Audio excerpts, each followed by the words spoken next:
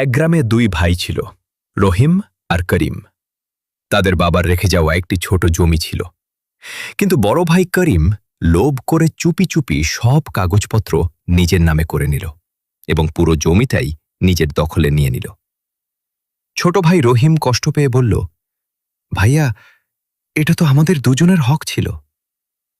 কিন্তু করিম কঠিনভাবে বলল, যার হাতে ক্ষমতা, জমি তার। সময়ের সাথে করিম সেই জমিতে বড় একটি প্রাসাদ বানাল। বাইরে থেকে তার জীবন খুব সুখের মনে হলেও ভিতরে শান্তি ছিল না। আর রহিম চুপচাপ আল্লাহর উপর ভরসা রেখে ধৈর্য ধরল। কিছুদিন পর করিমের জীবনে একের পর এক সমস্যা আসতে লাগল। ব্যবসায় ক্ষতি, শরীর খারাপ আর মনে অশান্তি। এক রাতে সে স্বপ্নে দেখল তার বাবা বলছেন, তুমি তোমার ভাইয়ের হক মেরে খেয়েছ, তাই আজ তোমার জীবনে শান্তি নেই।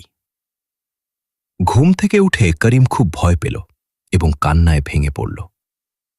পরদিন সে রহিমের কাছে গিয়ে বলল, ভাই, আমাকে মাফ করে দাও, আমি তোমার হক ফিরিয়ে দিতে চাই।